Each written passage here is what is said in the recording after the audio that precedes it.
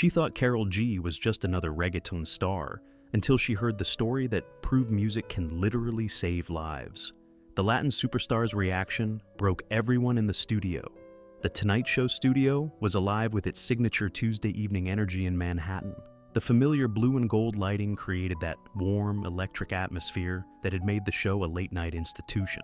Karol G sat confidently across from Jimmy Fallon, both engaged in what appeared to be a typical celebrity interview about her meteoric rise to global stardom. The Roots had just finished their smooth musical transition, and the cameras were rolling hot. Jimmy's iconic curved desk gleamed under the professional studio lights, while the New York City skyline sparkled through the backdrop windows like a backdrop of dreams and limitless possibilities. Karol G looked every inch the Latin superstar she had become.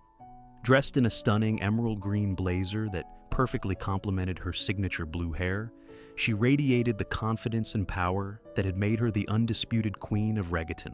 Her makeup was flawless, highlighting her natural beauty, and her posture exuded the kind of self-assurance that came from conquering not just the Latin music world, but breaking through to mainstream global success. "So Karol," Jimmy said, his animated gestures punctuating every word, "you've basically taken reggaeton to places it's never been before. You're selling out stadiums worldwide. Your songs are topping charts in countries that probably couldn't even pronounce reggaeton 5 years ago. How does it feel to be breaking all these barriers?" Karol G smiled with that radiant confidence that had captivated millions of fans worldwide. "You know, Jimmy, it feels incredible, but it also feels like a huge responsibility. When I started making music, I was just a girl from Medellin with big dreams. Now I realize that everything I do, every song I release, it impacts people's lives." Her accent added a musical quality to her English, each word carefully chosen and delivered with the kind of passion that made her performances so compelling. "And you've been very vocal about women's empowerment," Jimmy continued, leaning forward with genuine interest. "Your whole bichota persona, it's not just about music, right? It's about sending a message." Karol G's eyes lit up as she spoke about her mission. "Exactly. Bichota means being a strong, independent woman who doesn't need anyone's permission to live her life. In Latin culture, we have this thing called machismo, where women are supposed to be quiet, submissive, dependent. But I want to show young Latinas that they can be powerful, that they can take up space, that they can be the boss of their own lives." The audience was clearly engaged, several young women in the front rows nodding enthusiastically at her words. "That's so important," Jimmy agreed. "And it's not just about the music industry, it's about life in general." "Sí, exactly," Karol G replied, unconsciously switching to Spanish in her excitement before catching herself. "Sorry, yes, exactly. Music is powerful, Jimmy. It can change how people see themselves. When a young woman hears bichota or mami, she's not just hearing a song, she's hearing that she has value, that she deserves respect, that she can be strong."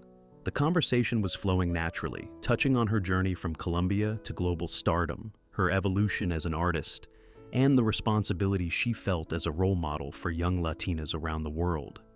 "I love that you take that responsibility so seriously," Jimmy observed, "because you do have this massive platform and you're using it to lift up other women." Karol G nodded passionately. "Music saved my life in so many ways, Jimmy. When I was going through hard times, when people told me I couldn't make it because I was a woman in a male-dominated genre, music gave me strength. Now I want my music to do the same for other women." She gestured as she spoke, her enthusiasm building with each word. "Every time I perform Te Atreves, every time I see women in the audience singing along, I know they're not just singing words, they're claiming their power. Te Atreves. If you dare," Jimmy translated for the English-speaking audience. "That's a powerful message." "It is," Karol G agreed. "It's about daring to be yourself, daring to leave situations that don't serve you, daring to demand the love and respect you deserve." The studio audience was clearly moved by her passion and authenticity. Several people were taking videos on their phones, and the energy in the room was electric with the kind of excitement that came from witnessing someone speak their truth. "And you've shared your own struggles," Jimmy said gently. "Your relationship with Annual AA, the public breakup, how you turned that pain into power. That must resonate with a lot of people going through similar situations." Karol G's expression became more thoughtful, more vulnerable. You know, Jimmy, heartbreak is universal, but what I learned is that you can either let it destroy you or you can use it to become stronger. I chose to become stronger. I chose to become bichota. The audience applauded appreciatively, clearly connecting with her message of resilience and self-empowerment. That's beautiful, Jimmy said. And now you're inspiring millions of women around the world to make that same choice. It was in this moment of powerful conversation about strength, empowerment, and the transformative power of music that a voice from the audience cut through the studio atmosphere with the urgency and clarity of someone who had something crucial to share. Karol G. Both Karol G and Jimmy turned toward the sound. In the fourth row, slightly left of center, a woman in her early 30s was standing among the seated audience members. She appeared to be Latina, with long, dark hair and kind eyes that held a depth of experience that spoke of both pain and resilience. She wore a simple black blouse and dark jeans, and her hands were trembling slightly as she gripped a small piece of paper. "Sí, mi amor," Karol G responded immediately in Spanish, then switched to English. "Yes, what's your name?" "My name is Sofia," the woman replied, her voice carrying a slight accent that suggested she, like Karol G, was originally from Latin America. "Sofia Hernandez from Los Angeles." "Sofia from Los Angeles," Karol G repeated with a warm smile, giving the woman her complete attention. "What did you want to tell me?" Sofia took a visible breath, and suddenly the energy in the studio shifted dramatically. The casual conversation about music and empowerment was about to become something much more personal, much more profound, much more life-changing. "I wanted to thank you," Sofia said, her voice carrying across the now silent studio. "I wanted to thank you for saving my life." Karol G's expression immediately became more serious, her media-trained smile replaced by genuine concern and attention. Jimmy leaned forward in his chair, sensing that they were about to enter territory far more meaningful than typical late-night television. "Tell me what you mean, Sofia," Karol G said softly, her voice carrying the warmth and compassion that her fans knew lay beneath her powerful exterior. "For 10 years, Sofia began, her voice growing stronger as she spoke, "I was married to a man who hurt me, physically, emotionally, mentally. He told me I was worthless, that no one would ever love me, that I was lucky he stayed with me." The studio fell completely silent. This was no longer entertainment. This was someone's reality, someone's pain, someone's truth being shared with millions of people. "He controlled everything," Sofia continued, tears beginning to form in her eyes, but her voice remaining steady. "What I wore, where I went, who I talked to. He isolated me from my family, from my friends. He made me believe that I deserved the abuse, that it was my fault." Karol G was listening intently, her own eyes beginning to show emotion as Sofia's story unfolded before the cameras and the live audience. "I tried to leave many times," Sofia said, "but he would find me. He would promise to change. He would threaten to hurt me worse if I ever left again.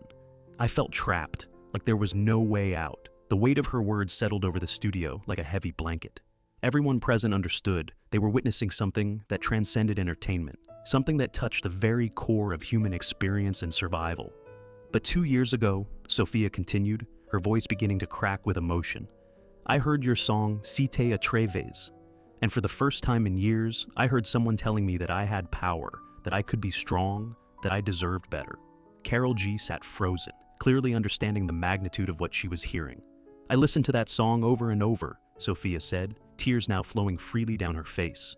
"I would put in headphones when he wasn't home and play it on repeat. And every time you sang Te Atreves a ser libre, if you dare to be free, I felt something inside me wake up." The silence in the studio was profound, broken only by the soft sounds of people in the audience beginning to cry along with Sofia.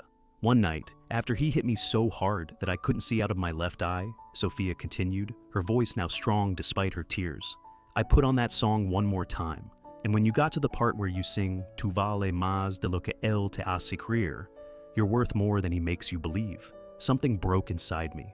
But it wasn't my spirit that broke, it was my fear." Karol G was openly crying now, her carefully applied makeup beginning to run as she listened to Sofia's testimony. "That night, while he was asleep, I packed a bag for me and my 2 children," Sofia said. "I left everything behind, my house, my car, my life, but I took your song with me. And every time I felt scared, every time I wanted to go back, I would listen to Te Atreves and remember that I was worth more." Without hesitation, without consulting producers or following any protocol, Karol G stood up from her chair and walked directly into the audience towards Sofia. "Mia," Karol G said, her voice thick with emotion as she reached Sofia's row. "Can I hug you?" Sofia nodded through her tears, and Karol G embraced her tightly, both women crying openly as the studio audience watched this display of human connection. "You are so brave," Karol G whispered, though her words were picked up by the studio microphones. "You are so incredibly brave." When they separated, both women were crying, but there was something powerful in their shared moment. A recognition between two strong women who understood the journey from pain to power. "Sofia," Karol G said, her hands still on the woman's shoulders. "You saved yourself. My song might have been playing, but you were the one who chose to be brave. You were the one who chose freedom." She turned to address the entire studio audience and the cameras. "This is why I do what I do," Karol G declared. "This is why we need strong women telling other women that they deserve better." The studio audience was completely engaged, many openly emotional. "Sofia just reminded me that music isn't just entertainment," Karol G continued. "Music can be a lifeline. Music can be the voice that tells you you're worth more." Jimmy had left his desk and was now standing at the edge of the stage, clearly moved. "And to every woman watching," Karol G said, looking directly into the camera, "if you are in a situation where someone is hurting you, I need you to know that you deserve better. You have the power to change your life." She pulled out her phone.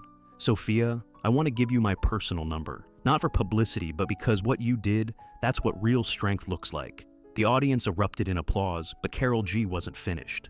"And I want to sing for you, right here, right now," she said, "because every woman needs to hear that they have permission to be free."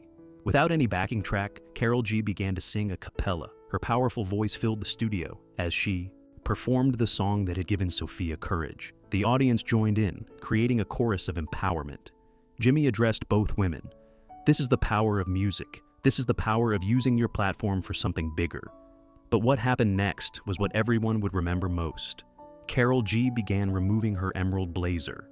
"Sofia," she said, draping the jacket over the woman's shoulders, "this blazer has been with me to award shows, to performances, to moments when I needed to feel strong. I want you to have it as a reminder that you are already strong." Sofia, now wearing Karol G's blazer, looked transformed. "And Sofia," Karol G continued, "leaving was just the beginning. Now comes the beautiful part. Building the life you deserve, showing your children what strength looks like." The show ended differently that night.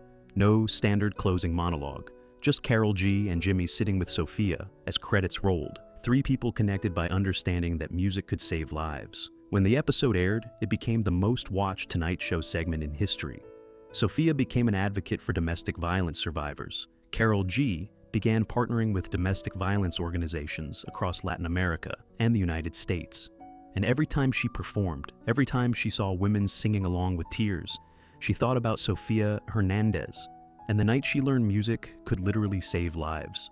The night that changed everything wasn't about charts or awards. It was about a woman finding courage to choose freedom, and an artist discovering that sometimes the greatest performance is simply reminding someone they deserve better. Music, it turned out, really could save lives. One song, one woman, one moment of courage at a time.